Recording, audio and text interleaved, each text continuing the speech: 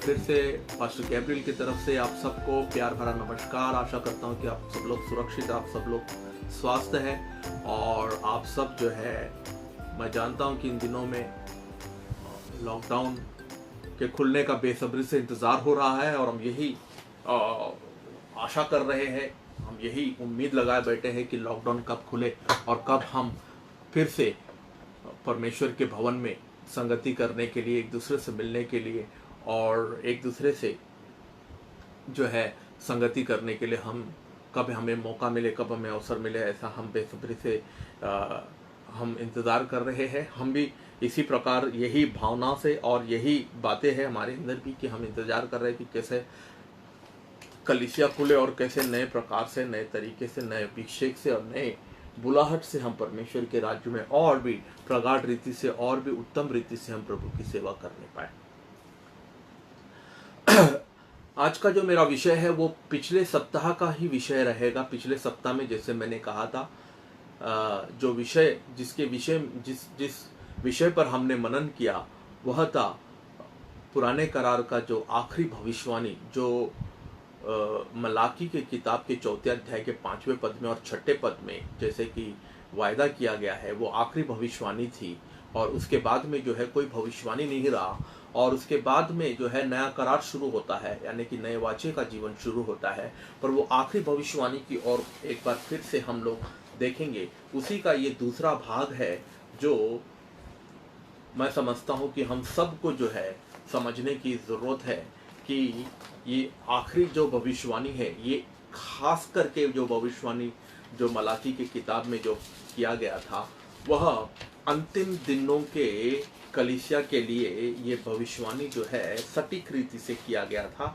मैं एक बार फिर से मैं आप लोगों को जो है उस बात के ऊपर जो है आप लोगों का गौर, आप लोगों का ध्यान मैं चाहूँगा कि हम वहाँ पर उस बात को समझें जो मलाकी के 4 अध्याय के 5वें पद से लेकर के 6ठे पद तक लिखा हुआ है। देखो, यहोवा के उस बड़े और भयानक दिन के आने से पहले मैं तुम्हारे पास एलिया नबी को भेजूंगा। वह माता पिता के मन को उनके पुत्रों की ओर और पुत्रों के मन को उनके माता पिता की ओर फेरेगा। ऐसा ना हो कि मैं आकर पृथ्वी का सत्यानाश करूं। देखिए, यहाँ बाइबल कहती है कि भयानक दिन के आने से पहले, यानी कि यहाँ प्रभु यीशु मसीह के जो द्वितीय आगमन है, दूसरा आगमन है, उसकी बात हो रही है कि वह दिन जो है बड़ा ही भयानक दिन होगा, बाइबल कहती है। और उसके पहले जो है मैं एलिया को भेजूंगा, एलिया नबी को। तो बहुत सारे लोगों ने सोचा कि एलिया नबी का मतलब है कि एलिया जैसा कोई व्यक्ति जो है, पुराने करार का जो भविष्यवक्ता एलिया जो था, उसके जैसा कोई व्यक्ति आएगा।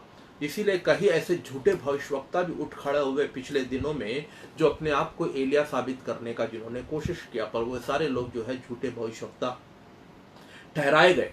क्योंकि हमें इस बात को समझने की जरूरत है कि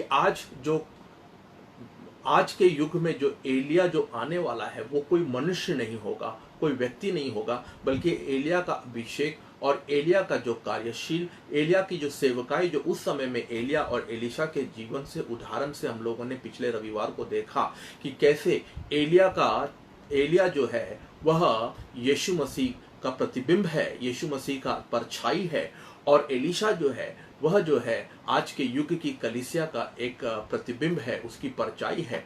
एलिया को जैसे उठा लिया गया, स्वर्गारोहण हो गया, उसी प्रकार से यीशु मसीह का भी स्वर्गारोहण हो गया 2000 साल पहले। और उसके बाद जैसे एलिया ने जो है अपनी चादर फेंका एलिशा के ऊपर, और उसके चादर फेंकने के द्वारा एलिशा ने जो है एलिया का दुगना अभिषेक पाया, उसी सम्मान जब प्रभु यीशु मसीह ऊपर उठा लिया गया तो यीशु मसीह ने जो है वहां पर उस पहाड़ पर इकट्ठे 500 लोगों से ज्यादा लोगों को, जो पहले कुरिन्थियों के 15वें अध्याय के 6ठे पद में हम लोग पढ़ते हैं कि यीशु मसीह ने वहां पर इकट्ठे जो लोग वहां पर इकट्ठे हुए थे, उनको उन्होंने वायदा किया था कि तुम यरूशलेम से बाहर मत जाना जब तक कि तुम ऊपर से सामर्थ नहीं पा लेते हो। तो वही सामर्थ वे पाते हैं पिन्तेकुस्त के दिन, जब 120 लोगों के ऊपर पवित्र आत्मा उतरता है। जैसे एलिया ने चादर फेंका और एलिशा के ऊपर जो है दुगना अभिषेक उसने जो है उसे अभिषिक्त किया, उसी सम्मान आज प्रभु यीशु मसीह स्वर्ग में जा करके 2000 साल पहले जब उसने पवित्र आत्मा का सामर्थ कलीसिया को दिया, तो वह सामर्थ जो है प्यारो, वह प्रभु यीशु मसीह का दुगना अभिषेक है जो आज कलीसिया के पास है।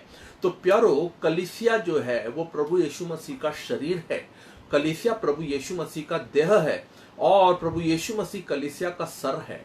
तो सर जो स्वर्ग में है और इस पृथ्वी पर जो है उसका शरीर है जो कलीसिया है।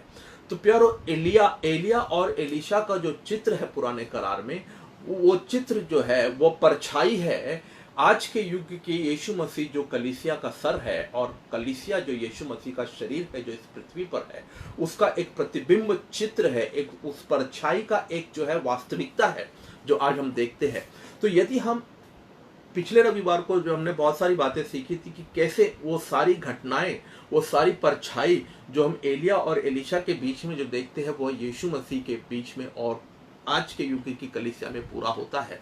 तो आज जिन बातों के ऊपर हम मनन करने जा रहे हैं वह है प्यारो कि एलीशा की सेवकाई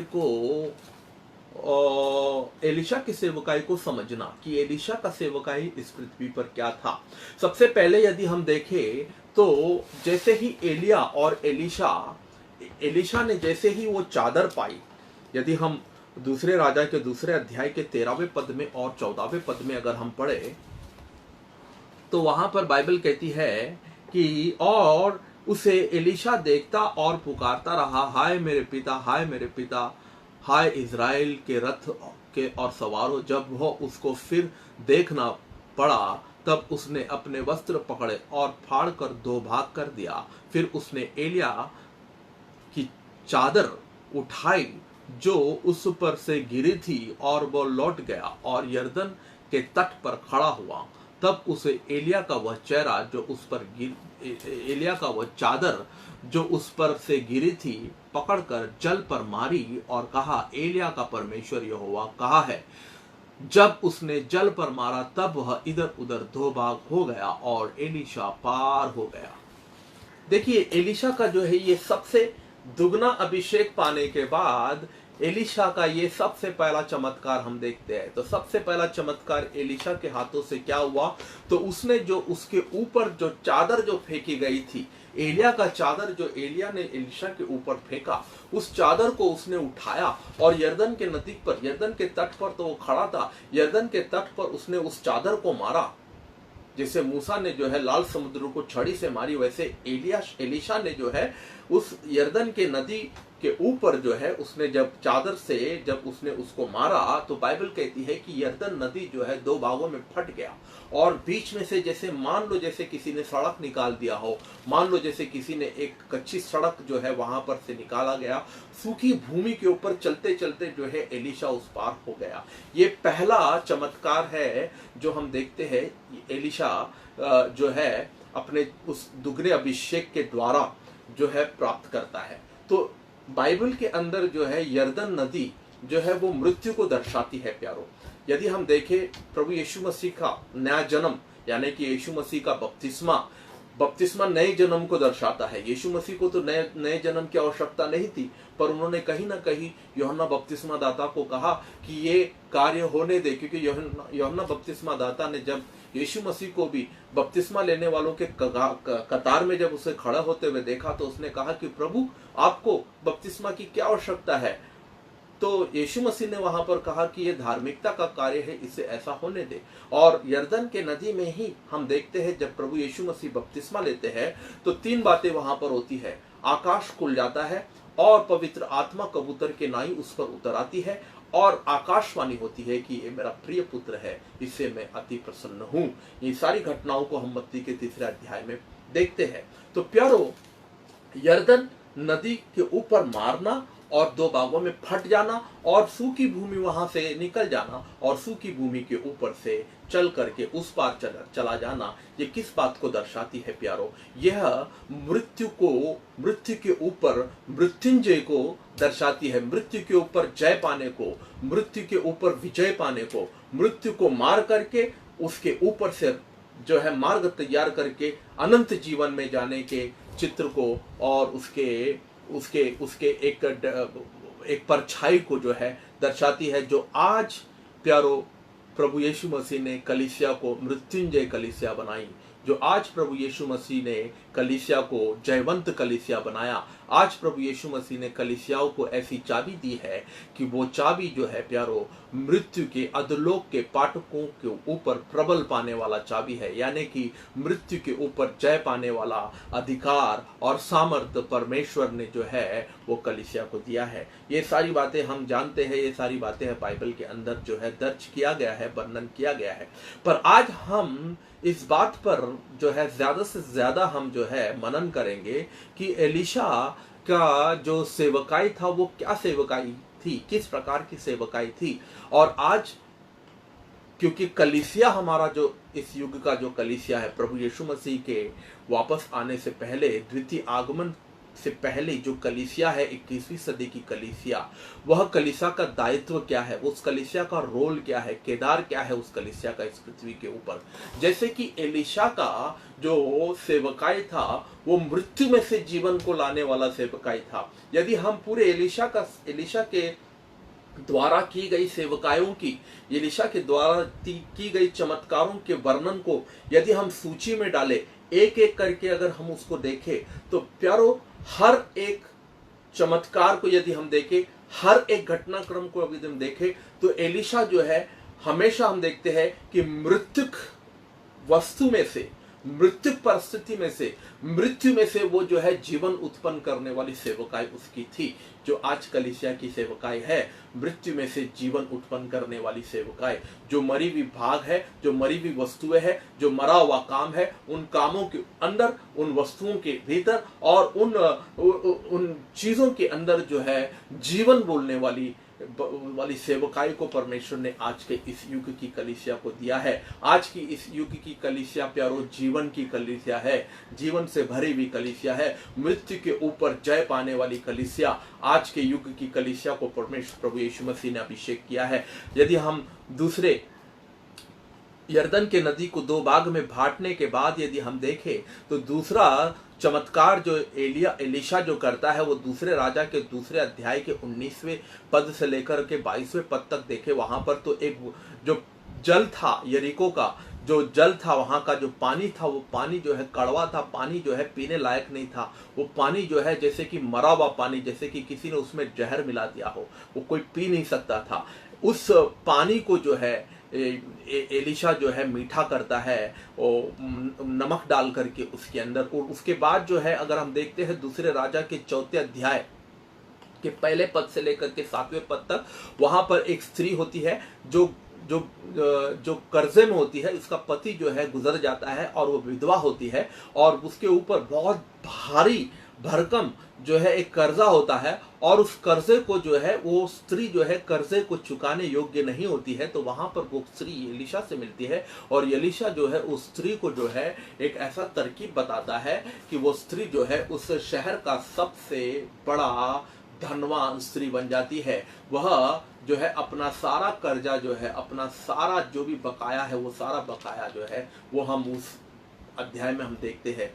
और उसके बाद हम देखें दूसरे राजा के 4 अध्याय के 8वें पद से लेकर के 17वें पद तक अगर हम देखें, तो वहां पर एक जो बच्चा जो मर चुका होता है, एक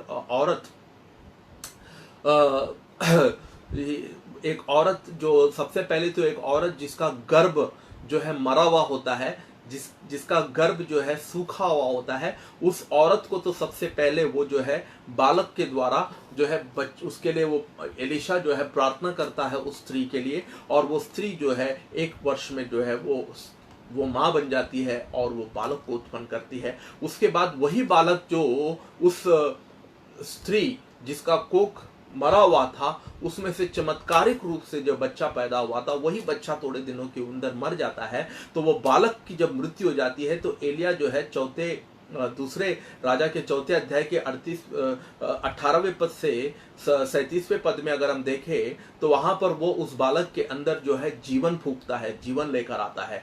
और दूसरे राजा के 4 अध्याय के 38 पद से लेकर के 41 पद में अगर हम देखें, तो वहां पर कुछ भविष्यवक्ता जो एलिशा के कुछ भविष्यवक्ता जो सेवक थे, जो खाना भोजन करने के लिए जो वहां पर उन्होंने बैठे थे, और भोजन जब उन्होंने पकाया तो भोजन जो है उसमें जहर मिल चुका था, और वो जहर जो है प्यारो वो मृत्यु को दर्शाती है। तो कहीं ना कहीं उस मटके में, जिस मटके में उन्होंने भोजन को बनाया, उस मटके को उन्होंने क्या किया, एलिशा ने जो है उस मटके को जो है चंगा किया, और उस मटके के भीतर जो जहर का जो प्रभाव था, उस जहर का प्रभाव को उसने हटा दिया, निकाल दिया। तो और उतना ही नहीं प्यारो, यदि दूसरे राजा के 13वें अध्याय के 20 और 21 पद में अगर हम देखें, वहां पर एलिशा की मृत्यु हो जाती है, और लोग जो है एलिशा को जो है कब्र में गाड़ देते हैं, और उसको कब्र में गाड़ देने के बाद कुछ वर्षों के बाद जो है एलिशा का शरीर जब गल जाता है कब्र के अंदर, तो वहां पर युद्ध होती है, और युद्ध में जो है इजरायली लोग जो है अपने लोगों को जो है कब्र में दफनाने के लिए जब वो एक शव को लेकर आता है, तो उन्होंने एलिशा का कब्र, एलिशा को जहां पर उन्होंने दफनाया था, उस कब्र को उन्होंने जो है फिर से खोल करके उस मरा हुआ व्यक्ति को जब उन्होंने एलिशा के कब्र में जब उन्होंने दफनाया, तो बाइबल कहती है वो मुर्दा जो मर चुका था व्यक्ति, उसका शरीर, उसका शव जब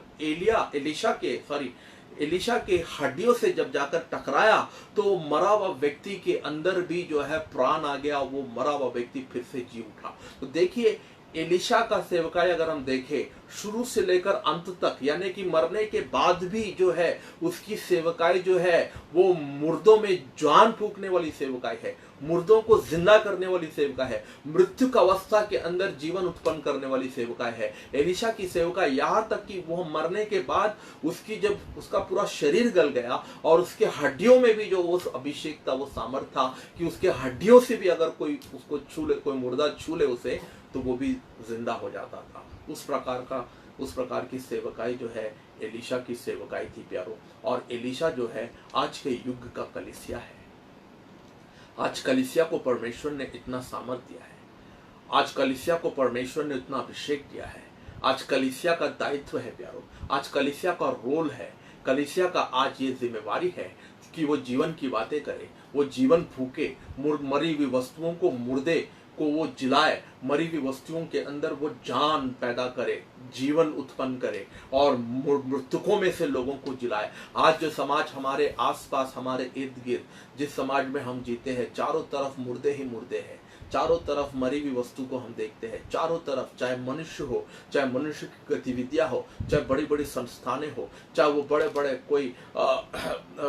बड़े कोई आलाधिकारी से बड़ा हुआ लेस कोई बड़ा ऐसा संस्था हो, वो सब कुछ जो है हमारे आसपास में मरा हुआ है। और उस मरे हुए वस्तुओं के बीच में परमेश्वर ने कलीसिया को रखा है, हमारी कलीसिया को रखा है, आपकी कलीसिया को रखा है। आप एक कलीसिया हो प्यारो, आप कलीसिया के, आप प्रभु यीशु मसीह के शरीर के एक अंग हो, और आपको परमेश्वर ने ऐसे मुर्दों के बीच में रखा है। क्यों रखा है? ताकि हमारा दायित्व, हमारी सेवकाई और हमारी बुलाहट जो है वो मरे हुए वस्तुओं को जिलाने का सेवकाई है, मरे हुई चीजों को फिर से जीवन में तब्दील करने की सेवकाई है। तो हम ये देखेंगे आज यदि हम शुरू करें इसे, यदि प्रभु अगर हमें अनुमति दे, तो एलिशा का एक एक जो चमत्कार उसने किया, एक एक जो उसने सेवकाई उसकी अगर हम देखें, तो उसको परमेश्वर ने किस प्रकार से इस्तेमाल किया, और आज परमेश्वर हमसे क्या आशा रखता है,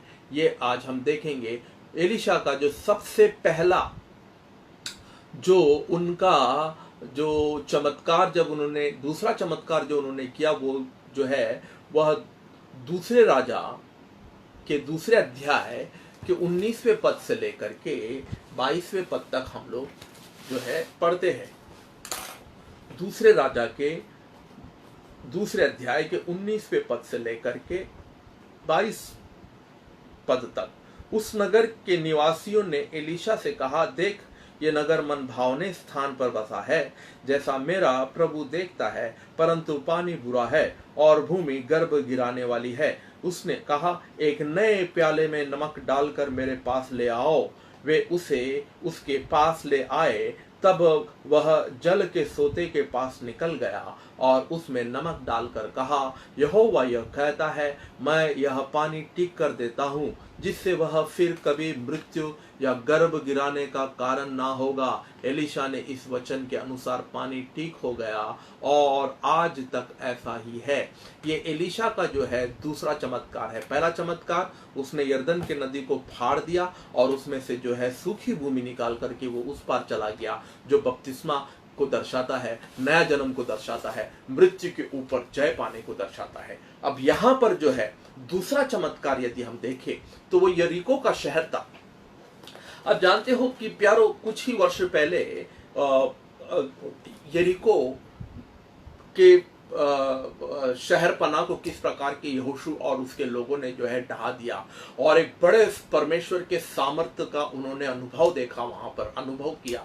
बड़े परमेश्वर के सामर्थ्य का प्रदर्शन हुआ वहां पर। यरीहो के जो दीवार को गिराना और यरीहो के सल्तनत को गिरा देना, दुष्ट के दुश्मन के उस सल्तनत को गिरा करके उसके ऊपर कब्जा करना, ये सारी बातें हमने जो है यहोशू की किताब में देखा।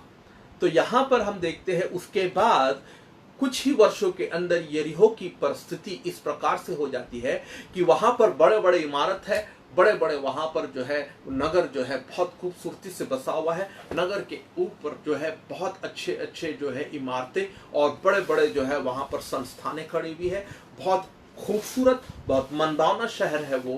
पर वहां एक समस्या थी प्यारो, और वो समस्या ये थी कि वहां का जो पानी जो था वो पीने लायक पानी नहीं था। पानी कड़वा ही नहीं था, बल्कि पानी के अंदर जहर मिला हुआ था, और जो भी उस पानी को पिए वो व्यक्ति या तो मर जाए, और यदि गर्भवती स्त्री यदि उस पानी को पी ले तो उसका गर्भ गिर जाए। ऐसी परिस्थिति थी उस नगर का, उस यरीहो का। तो वहां के कुछ भविष्यवक्ता जो है वह एलिशा के पास आते हैं और एलिशा से वो गुहार करते हैं। एलिशा से वे कहते हैं कि मेरे स्वामी, ये नगर तो बहुत अच्छा है, खूबसूरत है और बहुत विकसित है और बहुत ही प्रभावशाली है। इमारतें यहाँ के संस्थान, यहाँ के सड़कें, यहाँ के पेड़ पौधे, बागीचा और यहाँ के जो शॉपिंग सेंटर, मॉल वॉल, सब कुछ ठीक ठाक है। बहुत ही उम्दा और बहुत ही श्रेष्ठ नगर है। पर एक समस्या है इस नगर के अंदर, और वो समस्या क्या है कि यहाँ का पानी कड़वा है, पानी जहरीला है। तो प्यारो, ये आज के युग के कलीसिया को दर्शाती है कि किस प्रकार से आज के युग की कलीसियाएं, जो इस समय में जो कलीसियाएं जो है जो कार्यांकित है प्रभु यीशु मसीह के आगमन से पहले, जो कलीसियाएं अपने आप को जो कलीसिया कहती है, वो कलीसिया बाहर से दिखने में तो बड़ा अच्छा लगता है, बाहर से दिखने में जो है बड़ा श्रेष्ठ लगता है। कलीसिया दिखने में जो है बहुत ही सुंदर कलीसिया दिखती है, जैसे यरीहो का शहर था। पर कहीं ना कहीं उस कलीसिया के अंदर जीवन नहीं है। जैसे उस शहर के अंदर पानी नहीं था। पानी बहुत ही अहम चीज है प्यारो। पानी जो है जीवन का बहुत ही महत्वपूर्ण सोता है। व्यक्ति जो है वो अनाज के बगैर जी सकता है, भोजन के बगैर जी सकता है, पर पानी के बगैर जी नहीं सकता है। पानी जो है वो जीवन को दर्शाता है। उसी प्रकार से प्यारो, आज का ही कलीसिया जो है वो बहुत तंदुरुस्त कलीसिया है, बहुत ही विकसित और बहुत ही आशीषित कलीसिया है। कलीसिया के वस्तुओं को देखे, कलीसिया की इमारतों को देखे, कलीसिया के आशीषों को देखे, उनके प्रोजेक्ट्स को देखे, उनके प्लान्स को देखे, 10 साल के प्लान को देखे, तो ऐसा लगता है कि क्या पवित्र आत्मा से भरी हुई कलीसिया है, क्या अभिषेक से भरी हुई कलीसिया है, क्या प्रभु की योजना और मिशन प्रोजेक्ट में चलने वाली कलीसिया है। पर प्यारो, उन कलीसियाओं के अंदर क्या जीवन है। जैसे सारदीस की कलीसिया अगर हम देखें, तीसरे प्रकाशित वाक्य के 3 अध्याय में सारदीस की जो कलीसिया थी, बाइबल कहती है, सारदीस की कलीसिया के दूत को यह लिख, जिसके पास परमेश्वर की 7 आत्माएं और 7 तारे हैं, वह यह कहता है कि मैं तेरे कामों को जानता हूं। तू जीवित तो कहलाता है, पर है मरा हुआ। देखिए, सारदीस की कलीसिया, तू जीवित कहलाता है अपने आप को, तू कहता है कि मैं जीवित हूं, पर तू मेरे नजरों में मरा हुआ है। जागरूक हो और उन वस्तुओं को जो बाकी रह गई है और जो मिटने का है उन्हें दृढ़ कर, क्योंकि मैंने तेरे किसी काम को अपने परमेश्वर के निकट पूरा नहीं पाया। ये कलीसिया प्यारो जो सारदीस की कलीसिया थी, इस कलीसिया में बहुत बड़े बड़े काम हो रहे थे, अच्छे काम हो रहे थे, और बहुत ही जो है ऐसे ऐसे काम जो एक कलीसिया में होना चाहिए, वो सारे बातें कलीसिया में हो रही थी। पर वो एक भी काम जो है वो परमेश्वर के इर्द गिर्द में परमेश्वर को खुश करने वाला, या परमेश्वर को प्रसन्न करने वाला, या परमेश्वर के इच्छा अनुसार कार्य नहीं था। वो सारा कार्य जो कलीसिया में हो रहा था वो कहीं ना कहीं मानव बुद्धि, भौतिक बुद्धि से जो है, हमारे यहाँ से मस्तिष्क से निकलने वाला कार्यक्रम, प्रोग्राम जिसको कहते हैं, आज कलीसियाएं प्रोग्राम से भरी हुई है। आज कलीसियाओं के अंदर 365 दिन अगर देखें, कलीसिया बुक्ड है, कलीसिया बिजी है, कलीसिया परिपूर्ण रीति से जो है व्यस्त है, उनके पास जो है समय नहीं है। आप उन कलीसियाओं को कोई काम बताइए, आप उन कलीसियाओं को तो साफ कह देगा कि हमारे पास टाइम नहीं है, हम बुक्ड है। पर क्या प्यारो, उन कलीसियाओं में कितना काम परमेश्वर का हो रहा है। उन कलीसियाओं के कार्य को अगर हम देखें तो उन कार्यों को अगर हम तुलना करें तो वो कार्य में से कितने काम परमेश्वर के इच्छा अनुसार हो रही है। परमेश्वर की इच्छा प्यारो, अंत के दिनों में प्रभु यीशु मसीह ने मत्ती के 7वें अध्याय में कहा कि अंत के दिनों में बहुत सारे सेवक आएंगे और कहेंगे, प्रभु प्रभु, मैंने तेरे नाम से दुष्ट आत्माओं को निकाली, मैंने तेरे नाम से बीमारों को चंगा किया, मैंने तेरे नाम से बड़े बड़े संस्थाओं की स्थापना की, बड़ी बड़ी कलीसियाओं का रोपण किया, मैंने तेरे नाम से ऐसा किया वैसा किया, भविष्यवाणी की, तेरे नाम से मैंने प्रचार प्रसार किया। पर यीशु मसीह ने उनको कहा कि तू कौन है दुष्ट सेवक, मैं तुझे नहीं जानता हूं, तू यहां से चला जा, तू मेरे नजरों से दूर हो जा, क्योंकि मैं तुझे नहीं जानता हूं। क्योंकि उसका रिश्ता ही नहीं था, उसका कोई संबंध ही नहीं था प्रभु से। और वो सारा काम जो उसने किया, वो तो कार्य तो उसने प्रभु के नाम से किया, प्रभु का ही किया। जो प्रभु चाहता है आज कलीसियाओं से, उन कामों को ही उसने किया। तो उसको तो शाबाशी मिलनी चाहिए थी, उसको तो प्रभु शाबाशी देना चाहिए था, और उसे कहना चाहिए था कि शाबाश मेरे विश्वास योग्य पुत्र। पर शाबाशी मिलने के बजाय उसको क्या मिला? उसको दंड मिला।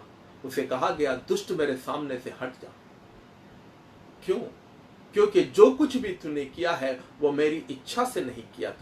तूने सारी बातें जो है अपने बौद्धिक ज्ञान से, अपने बुद्धि से और अपने सामर्थ से, क्योंकि तू संसार में पहले यही करता आया, इसीलिए तू कलीसिया में आने के बाद भी तू यही करता रहा। आज कहीं ऐसे बड़े बड़े संस्थापक, ऐसे बड़े बड़े कंपनी के मैनेजर जो है, वो कलीसिया के जो है वो डायरेक्टर बन गए हैं, या कलीसिया के चेयरमैन बन गए हैं, या कलीसिया के फाउंडर बन गए हैं। एक जमाने में कोई मार्केटिंग करने वाला कोई कंपनी का जो है मैनेजर हुआ करता था, तो आज वही मार्केटिंग वाला सिस्टम कलीसिया को अपनाता है, और कलीसिया को भी मार्केटिंग बना दिया है, कलीसिया को भी एक जो है एक संस्थान बना दिया है। जिस प्रकार से कोका कोला कंपनी चलती है, वैसे ही हम आज कलीसिया को चलाने की कोशिश कर रहे हैं। पर प्यारो, कलीसिया मनुष्य और मनुष्य की बुद्धि और मनुष्य के ज्ञान से नहीं, बल्कि पवित्र आत्मा की अगुवाई से चलती है। प्रभु यीशु मसीह ने कह दिया कि मैं अपनी कलीसिया को बांधूंगा। वह प्रभु यीशु मसीह कलीसिया का उत्तराधिकारी है, वह प्रभु यीशु मसीह कलीसिया का स्वामी है, कलीसिया का सरदार है, कलीसिया का प्रमुख है, कलीसिया का मुखिया है। और उसके अगुवाई से और उसके कहने से और उसके प्यारो प्रेरणा से कलीसिया चलती है। और वह कलीसिया जो प्रभु यीशु मसीह की प्रेरणा से चलती है, प्रभु यीशु मसीह के नींव पर बांधी हुई कलीसिया प्यारो, अधलोक के पाठक उसके ऊपर कभी प्रबल नहीं होगा। यह प्रभु यीशु मसीह का वायदा है। आज कलीसिया को प्यारो प्रभु यीशु मसीह चलाना चाहता है, जबकि कई कलीसिया जो है प्रभु यीशु मसीह को एक तरफ रख करके वह स्वयं अपने मर्जी से और अपने ताकत से और अपने बुद्धि से और अपने ज्ञान से और अपने जो है बौद्धिक ज्ञान से जो है वो कलीसिया को चलाने की कोशिश कर रहे हैं। इसीलिए कलीसिया आज जो है कलीसिया नहीं, बल्कि एक संस्था बन चुकी है, एक ऑर्गेनाइजेशन बन चुका है। एक बहुत बढ़िया, बहुत अच्छा ऑर्गेनाइजेशन बन करके कलीसिया काम कर रहा है, पर उसमें जीवन नहीं है प्यारो, उसमें जीवन नहीं है। आज कई लोग जो है कलीसिया में जाने के बाद उनको ऐसा नहीं लगता है कि हमने सचमुच आज हम कलीसिया में जाकर के कुछ पाया। हाँ, एक दूसरे से मिलते हैं, एक दूसरे से संगति करते हैं, एक दूसरे का हालचाल पूछ कर घर लौट कर आते हैं, सूट बूट में जाते हैं, हालचाल पूछते हैं, एक दूसरे से गले लगाते हैं, जय मसीह की कहते हैं और घर लौट कर आ जाते हैं। क्या पाया, क्या सुना, क्या मिला, क्या जाना? कुछ नहीं। क्या संगति में जाने के बाद कुछ पवित्र आत्मा का स्पर्श हुआ? कुछ नहीं। क्या संगति में जाने के बाद प्रभु यीशु मसीह से मुलाकात हुई? नहीं। किससे मुलाकात हुआ? नए प्रचारक से मुलाकात हुआ। क्या कहा उसने? बहुत सारी बातें बताई, पर यीशु मसीह से मुलाकात हुई? नहीं हुई। हर कलीसिया में प्यारो, यदि जाने के बाद अगर हमारी मुलाकात, अगर हमारा आमना सामना प्रभु यीशु मसीह के साथ नहीं होता है, पवित्र आत्मा के साथ नहीं होता है, तो वो कलीसिया मरी हुई कलीसिया है। उसमें जान नहीं है, उसमें प्राण नहीं है। उसमें बहुत सारी चीजें हो सकती है जो हमें लुभा सकती है, जो हमें एंटरटेन कर सकती है, जो हमें जो है एक 1.5 घंटा या 2 घंटे के लिए हमें जो है बहुत ही उत्तेजित और रचनात्मक तरीके से हमारा जो है समय वहां पर जो है टाइम पास हो सकता है, पर वहां पर हमें जीवन नहीं मिलेगा प्यारो। कलीसिया का मुख्य दायित्व आज जो है जीवन देना है। मृतकों में से, मरी हुई वस्तुओं के अंदर जीवन फूंकना, जान डालना। आज हमारी सेवकाई के अंदर हम जहां कहीं पर भी जाते हैं, ऐसे मरी हुई वस्तुओं के अंदर, ऐसे ऐसे गांवों में हम जाकर के सेवकाई हमने शुरू की, जिन गांवों में जाते समय में ना वहां पर बिजली हुआ करता था, ना वहां पर सड़क हुआ करता था, ना वहां पर पीने के लिए पानी हुआ करता था, ना वहां पर जो है कोई अच्छा प्रबंध, कोई अच्छी व्यवस्था हुई करती थी। ऐसे गांवों में जब हम जा करके जब प्रार्थना करते हुए पैदल पैदल चल करके, कोई साधन भी नहीं हुआ करता था वहां जाने के लिए, ऐसे ऐसे गांव में जा करके हमने जो है कलीसिया उत्पन्न किया, कलीसिया का रोपण किया, कलीसिया को वहां पर हमने शुरू किया। और आज वही नगरों के अंदर, वही गांवों के अंदर आज हम देखते हैं प्यारों कि वहां का जो सड़क है वो सीमेंट का बना हुआ सड़क है, बिजली है, वहां पानी है, घर में उनको पानी मिलता है, घर के अंदर बाथरूम, लैट्रिन, टॉयलेट बना हुआ है। एक जमाने में वहां पर बिजली नहीं हुआ करता था, लालटेन लेकर के हम प्रचार करते थे ऐसे ऐसे गांव में। उन गांव में आज हम देखते हैं प्यारों कि उन गांव को परमेश्वर ने इतना विकसित कर दिया। क्यों? क्योंकि कलीसिया प्यारों, जहां कलीसिया एक उजियाले के समान है, कलीसिया एक प्रकाश देने वाली इमारत है, वो लाइट हाउस है। प्रभु यीशु मसीह ने कहा कि जो नगर पहाड़ के ऊपर बसा हुआ है वो नगर कभी छिप नहीं सकता है। प्यारों, प्रकाश, प्रभु यीशु मसीह ने हमें प्रकाश के रूप में बुलाया है, प्रकाश देने के लिए बुलाया है कि तुम जगत के ज्योति हो। आज कलीसिया जो है वो ज्योति देने वाला काम करने के लिए प्रभु ने कलीसिया को तैयार किया है। हालेलुया। आज हम कहीं पर भी चले जाए, कलीसिया हमारा जो है खुद का कोई अपना इमारत नहीं है, खुद का अपना हमारा कोई जगह नहीं है। हम भाड़े पर, यहाँ वहाँ किराए पर जब हम जगह ढूंढते हैं, तो जहाँ कहीं पर भी आज तक हमने देखा है, जहां कहीं पर भी हम गए, चाहे वो मॉल हो, चाहे शॉपिंग सेंटर हो, चाहे कोई वीरान जगह हो, जहां पर हमने थोड़ा सा जगह हमें मिल गया, थोड़ा सा स्थान हमें मिल गया आराधना करने के लिए, जो है टूटा फूटा स्थान और एकदम जो है बिखरा हुआ और एकदम जो है बिल्कुल जो है एक वीरान जगहों पर हमने जब सेवकाई जब हमने शुरू किया, हमने कलीसिया शुरू किया, आराधना करने शुरू किया, तो कुछ ही वर्षों के अंदर उस वीरान जगह को भी परमेश्वर ने एक ऐसा उत्तम और एक ऐसा श्रेष्ठ जगह बना दिया है। हमारे जीवन के अंदर, हमारी सेवकाई के अंदर कलीसिया के साथ ऐसे कई गवाही जुड़ी हुई है प्यारो, कि मैं दावे के साथ कह सकता हूं कि कलीसिया जो है वो प्रकाश देने वाला, नया जन्म देने वाला और मुर्दों में से जीवन फूंकने वाली कलीसिया बन करके प्रभु यीशु मसीह के आगमन का इंतजार कर रही है। कुछ लोग एलिशा के पास आते हैं और कहते हैं कि यहाँ तो नगर अच्छा है। आज कई कलीसियाओं के अंदर हम देखते हैं कि सारी बातें अच्छी है, उनका लीडरशिप ठीक है, उनकी योजनाएं बिल्कुल ठीक है, प्रोजेक्ट्स बिल्कुल ठीक है और उनके फाइनेंसेस बिल्कुल तृप्त है, सरप्लस है, जरूरत से ज़्यादा है, कभी कोई चीज़ की कमी नहीं है, ना ही कमी पड़ेगा कभी। इतना सारा उनके पास जो है बैलेंस है, बैंक बैलेंस है, इतना सारा उनके पास जो है फंड्स है, पर एक चीज़ की कमी है, और वो है जीवन। और वो जीवन कैसे मिलता है प्यारो? एलिशा ने उन लोगों को कहा कि नमक लेकर आओ, और केवल नमक ही नहीं बल्कि उसके साथ एक खाली मटका भी लेकर आओ, एक खाली बर्तन। और एलिशा ने उस नमक को उस खाली बर्तन में जो है डाल दिया, और उस बर्तन को जो है उसने उंडेल दिया। एलिशा चाहता तो नमक लेकर के सीधे पानी में डाल सकता था, नमक को हाथ में लेकर के सीधे वह उस जहरीले पानी में घोल सकता था उसे, पर उसने ऐसा ना करते हुए उसने कहा कि जाओ एक बर्तन लेकर आओ, और उस बर्तन में उसने नमक डाला, और उस बर्तन में नमक डाल करके उस बर्तन को उसने उंडेला। ये किस बात को दर्शाती है प्यार? नमक वो हमें दर्शाती है, क्योंकि प्रभु यीशु मसीह ने कहा मत्ती के 5वें अध्याय पे कि तुम जगत के कौन हो? तुम जगत के, मत्ती के 5:13 में, कि तुम जगत के नमक हो। और प्यारो, उसके बाद अगर हम देखें,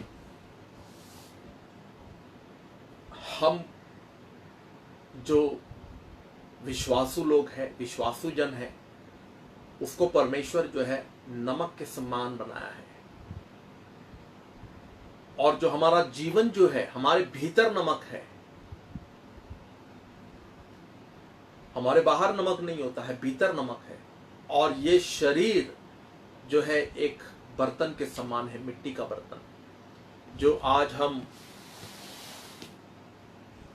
न्यायों के अंदर देखे गिदियोन को किस प्रकार से परमेश्वर ने एक बड़ा उसे विजेता दिया। 6वें अध्याय 7वें अध्याय में, न्यायों के 7वें अध्याय में गिदोन को कैसे परमेश्वर ने उनको जो है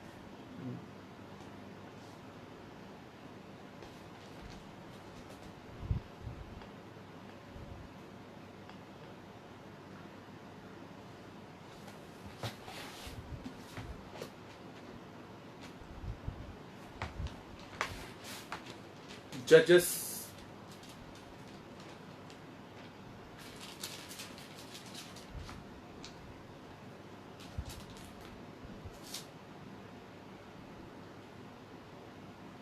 उसका 16वां पद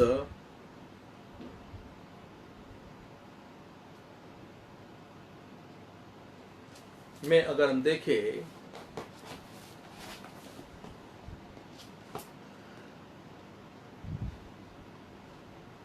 तब उसने उन 300 पुरुषों को 3 झुंड किया, 300 पुरुषों के 3 झुंड किए, और एक एक पुरुष के हाथ में एक नरसिंहा और खाली घड़ा, और घड़ों के भीतर एक मशाल थी। देखिए यहां पर एक गिदियोन की सेना को, 300 लोगों को परमेश्वर ने कैसे उनको जो है मिद्यानियों के ऊपर विजय दिलाया। मिद्यानियों का एक बहुत बड़ी सेना, बहुत प्रभावशाली और सामर्थ्यशाली सेना के ऊपर 300, केवल 300 पुरुष के द्वारा कैसे परमेश्वर ने उन्हें विजेता दिया। 3 बातें उनको, उनके हाथों में दिया। क्या है वो 3 बातें? पहला जो है कि एक घड़ा, और एक हाथ में तुरई, एक हाथ में घड़ा, और घड़े के भीतर जो है मशाले, यानी कि एक छोटा सा दिया, जो हमारे जीवन को दर्शाता है। और वही अगर हम दूसरे कुरिन्थियों का इसी घटना को जो है, इसी घटनाक्रम को प्रेरित पौलुस जो है दूसरे कुरिन्थियों के 4 अध्याय में वो कहता है कि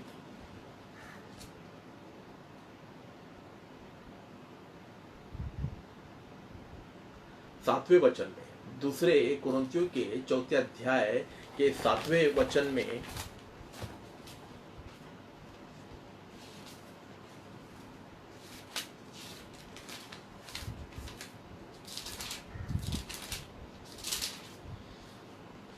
परंतु हमारे पास वह धन मिट्टी के बर्तनों में रखा है कि यह असीम सामर्थ्य हमारी ओर से नहीं वरन परमेश्वर की ही ओर से है। हम चारों ओर से क्लेश को भोगते हैं पर संकट में नहीं पड़ते। ये देखिए यहाँ पर 7वें वचन में कहा है कि परंतु हमारे पास वह धन मिट्टी के बर्तनों में रखा है। हमारा जो शरीर है वो मिट्टी का शरीर है। मिट्टी से परमेश्वर ने हमें बनाया, मिट्टी से प्रभु ने हमें, परमेश्वर ने हमें सृजाया है। और ये मिट्टी के बर्तन में एक असीम धन है। और वह धन क्या है? वह धन हमारा, जो प्रभु यीशु मसीह ने कहा कि तुम नमक हो। और एक हाथ में तुरई, एक हाथ में जो है घड़ा, और घड़े के भीतर जो है मशाले। तुरई जो है वो हमारी गवाही को दर्शाती है। मटका जो है, घड़ा जो है हमारे शरीर को, हमारे जीवन को दर्शाता है, जो हमारा शरीर मिट्टी से बना हुआ है। और उसके भीतर जो मशाल है वो परमेश्वर का जो जीवन है, परमेश्वर की आत्मा, परमेश्वर का जीवन। पवित्र आत्मा केवल पवित्र आत्मा नहीं है, पवित्र आत्मा परमेश्वर का जीवन है। वो परमेश्वर की आत्मा है, परमेश्वर का स्वभाव, परमेश्वर का चारित्र और परमेश्वर का गुण है। जब प्रभु यीशु मसीह ने कहा कि मैं सामर्थ को भेजूंगा, मैं एक और आत्मा को भेजूंगा, मतलब कि दूसरी आत्मा नहीं, डुप्लीकेट आत्मा नहीं, उसके जैसा दिखने वाला आत्मा नहीं, बल्कि स्वयं जो आत्मा यीशु मसीह में थी वही आत्मा उसमें। इसलिए प्रभु यीशु मसीह ने जब फूंका चेलों के ऊपर, यूहन्ना के 20वें अध्याय में, जब चेले डरे हुए थे, घर में अपने आप को उन्होंने लॉक करके रखे हुए थे डर के मारे, तब प्रभु यीशु मसीह उस घर में प्रवेश करके जो है सबसे पहले चेलों के ऊपर फूंकता है। वो फूंकना क्या है? वो फूंकना उसके जीवन के अंदर से आत्मा निकल करके जो है उनके अंदर समा जाता है। वो एक टेम्पररी, अस्थाई रूप से जो है पवित्र आत्मा का सामर्थ्य उनको देता है। वह जो है उस दिन, यानी पिंतीकोस्त के दिन तक, पिंतीकोस्त के दिन जो पवित्र आत्मा का जो सामर्थ्य, पवित्र आत्मा का जब अभिषेक उनके ऊपर उतरेगा, उस पिंतीकोस्त के दिन तक के लिए एक टेम्पररी आत्मा प्रभु यीशु मसीह ने उनके ऊपर फूंका। और वही आज प्यारो बाइबल कहती है कि हम जगत के ज्योति है, हम जगत के नमक है। नमक प्यारो हमारे रोजमर्रा के जीवन में नमक जो है वो बहुत ही इंपॉर्टेंट और बहुत ही महत्वपूर्ण रोल अदा करता है। आपने एक हंडी भर करके आपने खाना पकाया, दोस्तों को घर बुलाया, आपने मान लीजिए बहुत खर्चा किया आपने। आप जानते हो प्यारो, अगर यदि आप उन सारे खाने पीने के वस्तु के अंदर, उस भोजन के अंदर अगर आपने नमक डालना, अगर आप भूल जाते हो ना, या तो यदि आप नमक डालना भूल गए तो आपका सारा जो है मजा जो है किरकिरी हो जाएगा। आपका सारा जो है मजा जो है वो व्यर्थ हो जाएगा, बेकार हो जाएगा। और नमक भले ही थोड़ा है, भले ही कम है, हम नमक को जो है पूरे हंडा भर करके नमक नहीं डालते हैं। पूरे बड़े से बड़े तपेले में, बड़े से बड़े हंडे में हम थोड़ा सा नमक डालते हैं, बिल्कुल थोड़ा सा। और थोड़ा सा नमक क्या करता है? थोड़ा सा नमक जो है वो बड़ा सा तपेले के अंदर जो कण कण जो चावल है, कण कण जो उसके अंदर जो पदार्थ है, खाने के वस्तु है, उसमें जाके वो घुल जाता है, उसमें जाकर वो मिल जाता है, उसको उसमें कण कण में जाकर के वो मिल जाता है, समा जाता है, और उस बड़े से तपेले को वो स्वादिष्ट बनाता है। आज हमारा वो रोल है, आज हमारा जो है वह बुलाहट है, आज हमारा वो दायित्व है, हमारी वो कॉलिंग है कि हम भले से ही थोड़े हैं, भले से ही कमजोर हैं, भले से ही छोटे हैं, हम निम्न वर्ग से आए हुए हैं, पर परमेश्वर ने हमें नमक के समान चुना है। और उस नमक में जीवन है प्यारो, उस नमक में सामर्थ्य है, उस नमक के अंदर जो है पूरे पतीले को स्वादिष्ट करने का एक उसके अंदर प्रभाव है। नमक प्रभाव डालता है, प्रभाव लेता नहीं है। हम प्रभाव ढालने वाले लोग हैं, प्रभाव लेने वाले लोग नहीं हैं। हम लोगों को प्रभावित करने वाले लोग हैं, बल्कि ना कि लोगों से प्रभावित होने वाले लोग हैं। हमारी बुलाहट है प्रभाव डालना। अगर हमको किसी ऐसे जगह में अगर हमको डाल दिया, किसी ऐसे टाइट स्पॉट में अगर हमने डाल दिया जहां पर चारों तरफ नकारात्मक है, नेगेटिव है। लोग जो है सिर्फ कुड़कुड़ा रहे हैं, दोष लगा रहे हैं, लोग सिर्फ एक दूसरे के ऊपर लांछन कर रहे हैं, इल्जामात लगा रहे हैं। कोई खुश नहीं है वहां पर। मे बी वो एक ऑफिस में प्रभु आपको भेज देता है, एक ऑफिस की नौकरी प्रभु आपको नियुक्त कर देता है वहां पर, जहां पर आप जाते हो और देखते हो कि ऑफिस के अंदर जो है सब के सब जो है नकारात्मक है, सब के सब नेगेटिव है, अंधेरा फैला हुआ है। वहां पर ना कोई जीवन है, ना कोई अच्छी बातें हैं, ना कोई आशा की बातें हैं, ना कोई उम्मीद है। वहां पर सब जो है कुड़कुड़ा रहे हैं, दोष लगा रहे हैं। ऐसे परिस्थिति में, ऐसे जगह में प्रभु जब आपको भेजता है तो आपको नमक बना करके प्रभु भेजता है वहां पर। नमक के समान प्रभु आपको वहां पर जो है स्थानांतर करता है, ताकि आपके द्वारा जो है वो जगह, वो पूरा ऑफिस, वो पूरा कार्यालय आपके द्वारा जो है वो आशीषित हो जाए।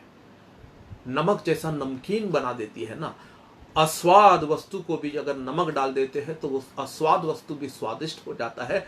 वैसे प्रभु आपको भेजता है ऐसे ऐसे नगरों में, ऐसे ऐसे जगहों में, जहां पर आप नमक बन करके, उजाला बन करके काम करते हो। तो प्यारो, जब एलिशा ने जब उनसे कहा कि नमक लेकर आओ, तो प्यारो कौन सा नमक है? वो नमक जिसमें अपना स्वाद बरकरार है। अगर उस नमक के अंदर स्वाद नहीं होता, वो नमक अगर स्वाद छोड़ देता, वो नमक अगर अपना नमकीनपन छोड़ देता, तो प्रभु यीशु मसीह ने कहा कि वो नमक किस काम का जो अपना स्वाद छोड़ दे, वो पैरों के नीचे रौंदा जाएगा। तो आज कई कलीसिया प्यारों, वह प्रभाव डालने का काम नहीं कर रहा है। आज कई कलीसियाओं के अंदर हम देखते हैं कि उनकी सेवकाई प्रभावशाली सेवकाई नहीं है। वो सिर्फ एक प्रोग्राम चला रहे हैं संडे दर संडे। एक जैसे एक कंप्यूटर के अंदर जैसे हम लोग प्रोग्राम सेट कर देते हैं ना, उसका डेटा सेट कर देते हैं हम लोग, और वो हमें अलार्म देता है, वो हमें वार्निंग देता है, वो हमें बार बार टाइम टू टाइम हमें जो है संकेत देता है कि हाँ हमें अब ये काम करना है। अब हम जैसे हम अलार्म लगा देते, जैसे हम कैलेंडर को हम फिल कर देते हैं फोन के अंदर, वैसे कलीसिया सिर्फ कैलेंडर बन चुकी है। कलीसिया सिर्फ प्रोग्रामिंग सेंटर बन चुका है।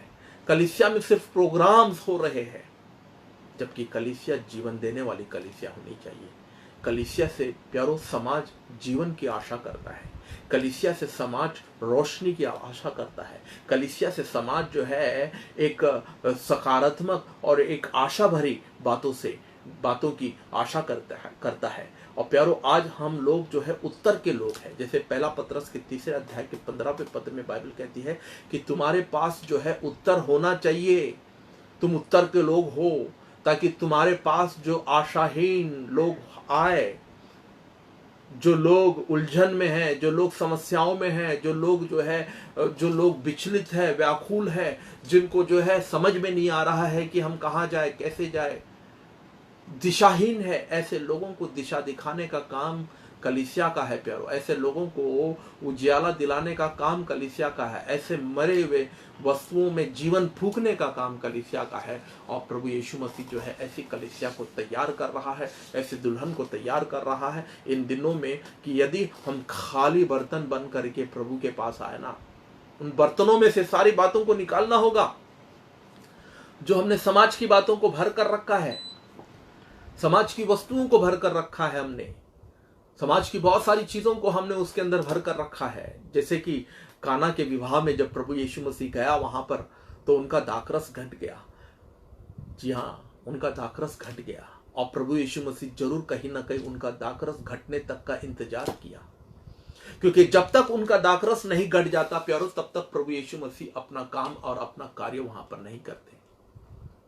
कहीं ना कहीं प्रभु यीशु मसीह को इंतजार करना पड़ा उनके दाखरस का घट जाने तक, क्योंकि वो जो दाखरस जो था वहां पर काना के विवाह में, वो मनुष्य से उत्पन्न किया हुआ दाखरस था। मनुष्य के शक्ति और मनुष्य के सामर्थ्य और मनुष्य के रीति रिवाज से उत्पन्न किया हुआ दाखरस था। और कहीं ना कहीं वह पहला जो चिन्ह प्रभु यीशु मसीह ने जो काना के विवाह में जो चमत्कार नहीं किया, वहां पर बाइबल कहती है कि वो चमत्कार नहीं था। यदि हम यूहन्ना के 2 अध्याय के 11वें पद को देखें तो वहां पर बाइबल कहती है कि चमत्कार नहीं था, वो चिन्ह था। वो क्या चिन्ह था? वो प्रभु यीशु मसीह एक चिन्ह दिखाना चाहता था इज़राइल के अंदर कि तुम्हारा दाखरस तुम्हारे मनुष्य के हाथ से उत्पन्न किया हुआ, मनुष्य के रीति रिवाज से उत्पन्न किया हुआ व्यवस्था और व्यवस्था की बातें और अनंत जीवन, जो मनुष्य अनंत जीवन तक पहुंचने का जो प्रयास कर रहा है, उसे कहीं ना कहीं जो है घटना होगा, कहीं ना कहीं उसे समाप्त होना होगा। और जब वो समाप्त हो जाएगा तब मेरा नया दाखरस जो मैं अपने सामर्थ्य से और अपने आत्मा से जो मैं उत्पन्न करूंगा, वह जो दाखरस तब तक नहीं होगा तब तक जब तक कि पुराना दाखरस घट ना जाए। हमारे जीवन में अगर हमने अपने कामों को, अपने तरीकों को, अपने रीति रिवाज को और अपने बुद्धि ज्ञान से और अपने सामर्थ्य से हमने उस मटके को भर कर रखा, तो प्यारो उस मटके को आज खाली करना होगा। हमारे जीवन को आज खाली करना होगा। खाली मटका प्रभु के पास लेकर जाना होगा और नमक यानी कि हमारा जीवन प्रभु के सामने मटकों के समान अगर हम रख दे, जैसे कि प्रभु, ताकि हमें उंडेल दे। जैसे प्रभु यीशु मसीह के बारे में बाइबल कहती है कि उसने अपने जीवन को उंडेल दिया। जब प्रेरित पौलुस का जब नया जन्म हुआ, जब दमास्कस के रास्ते पर जब उसने प्रभु यीशु मसीह का दर्शन देखा और वो अंधा हो गया, और अंधा होने के बाद जब उसकी आंखें लौट आई और जिस पौलुस को प्रार्थना करने वाला जो व्यक्ति था, उस व्यक्ति को परमेश्वर ने कहा कि जा पौलुस के लिए जाकर के प्रार्थना कर, तू नहीं जानता है कि वह आने वाले युग के लिए, आने वाले समय के लिए एक ऐसा बर्तन है जिसको उंडेल देना है, जो उंडेला जाएगा, अन्य जातियों के लिए उंडेला जाएगा। हमारा जीवन उंडेलने के लिए है प्यारो। हमारा बर्तन, हमारा जीवन जो है, कलीसिया जो है, वो उंडेलने के लिए है। भर कर, लबालब भर करके रखने के लिए नहीं, उंडेलने के लिए। और उंडेलने का मतलब है टूटना। जैसे कि गिदियोन के उस सेना के अंदर परमेश्वर ने मिद्यानों के ऊपर कैसे जय दिलाया, उनको कैसे जय प्राप्त किया, उन्होंने उन मटकों को तोड़ना पड़ा, उन मटकों को उन्होंने तोड़ा। और जब वो मटका टूटा तो उसके अंदर से जो रोशनी है, उसके अंदर से जो चिराग है, जो मशाले है, उसकी रोशनी बाहर आई। और उसके रोशनी के बाहर आते ही और तुरई के फूंकने के द्वारा प्यारो गिदियोन और उसकी सेना ने मिद्यानियों के ऊपर जय पाया।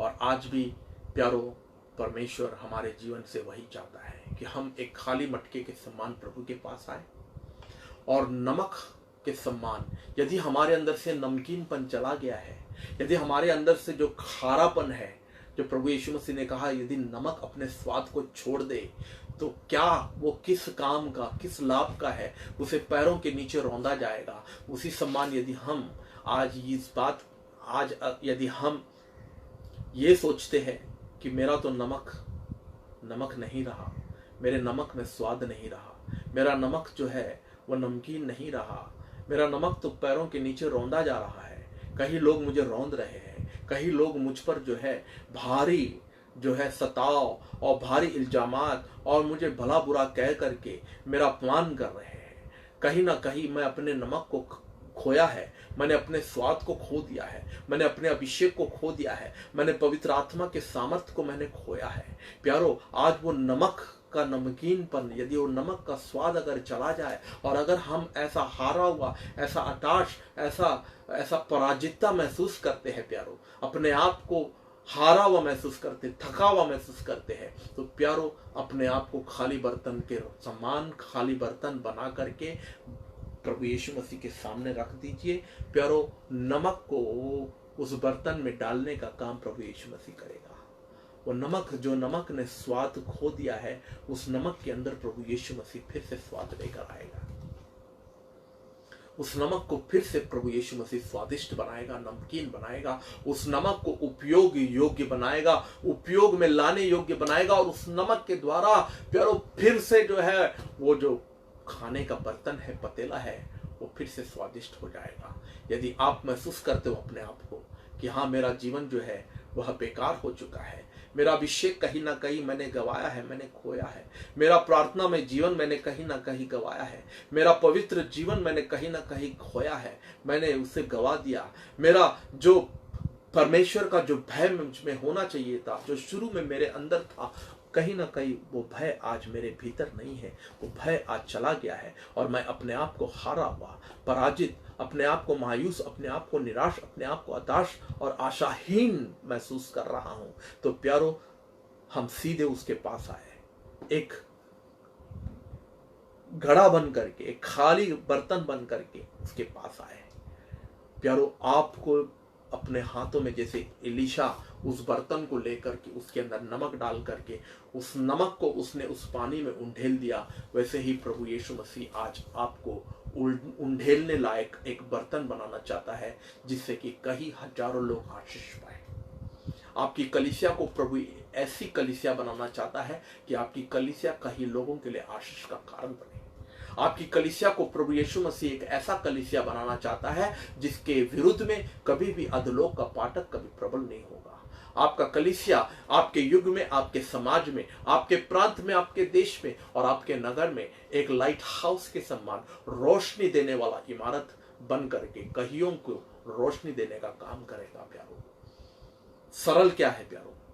सरल उस पानी को जो है कोई अवस्था, कोई हाल में जो है हम उस पानी को कभी जो है पीने लायक नहीं बना सकते। मनुष्य अपने बल और अपनी ताकत और अपनी बुद्धि और अपनी शक्ति से जो मर चुका है, उस मरे हुए वस्तुओं के अंदर कभी भी जो है प्राण को वापस नहीं लेकर आ सकता है। केवल परमेश्वर इस कार्य को कर सकता है। केवल परमेश्वर मुर्दों को जिलाता है। केवल परमेश्वर मृतकों में से हमें जीवित करता है। और पुनरुत्थान मैं हूं, प्रभु यीशु मसीह ने कहा, कोई और नहीं है प्यारो। इस पृथ्वी के ऊपर पुनरुत्थान और जीवन केवल प्रभु यीशु मसीह है। और हमारे आसपास में, इर्द गिर्द में, चारों तरफ हम मृत्यु को देख रहे हैं, मृत्यु के तांडव को देख रहे हैं, मृत्यु के एक बड़ा प्रभाव को हम देख रहे हैं। इन दिनों में लोग मृत्यु की बातें करते हैं, चारों तरफ लाशें ही लाशें बिछी हुई है। ऐसे मृतक परिस्थिति में प्यारो, आज चाहिए कि हम एक बर्तन बन करके, एक घड़ा बन करके प्रभु यीशु मसीह के पास आए, ताकि प्रभु यीशु मसीह हमारे उस घड़े के अंदर फिर से एक नया नमक, एक नया बर्तन, एक नए बर्तन को लेकर आइए। क्योंकि एलीशा ने कहा उन लोगों को, एक नए बर्तन को लेकर आइए। हमारा बर्तन एक नया था पहले पैरों। हमारा बर्तन जब हमने प्रभु यीशु मसीह के पास जब पहली बार जब हम आए और प्रभु यीशु मसीह को उद्धारकर्ता प्रभु के रूप में जब हमने पहली बार उसको स्वीकार किया, तो हमारा बर्तन नया था, ब्रांड न्यू था। पर कहीं ना कहीं संसार की बातों को हमने इतना जगह दे दिया, इतना स्थान दे दिया। कहीं ना कहीं संसार की बातों में हमने इतना मन लगाया कि वो बर्तन आज जो है प्यारो दागनुमा हो गया है। वो बर्तन जो है आज अशुद्ध हो गया है। आज नए बर्तन की जरूरत है। आज हम प्रभु से कहें कि प्रभु मुझे नया बना, नए बर्तन के समान मुझे तैयार कर। प्रभु यीशु मसीह का लहू हमें सारे पापों से शुद्ध करता है और सारे पापों से शुद्ध करके हमें फिर से नया बर्तन बनाता है, ताकि हम उसके कार्य के लिए, उसकी महिमा में सेवा के लिए और उसके राज्य के प्रगाढ़ सेवा के लिए हम तैयार किए जाए। प्यारो, बहुत बड़ी आशा है आज कलीसियाओं को प्यारो अपना रोल अदा करना है, कलीसियाओं को तैयार होना है, कलीसियाओं को एक बर्तन बन करके प्रभु यीशु मसीह के पास आना है। जैसे एलीशा ने उस पानी को मीठा कर दिया और उस पानी को जो है, पानी के अंदर से जहर को उसने वहां से समाप्त कर दिया। जहर के भीतर भी, पानी के अंदर भी उसने जीवन उत्पन्न किया। वैसे आज प्यारो हम जीवन उत्पन्न करने वाले लोग हैं। प्रभु आप सबको आशीष दे। प्रभु आप सबको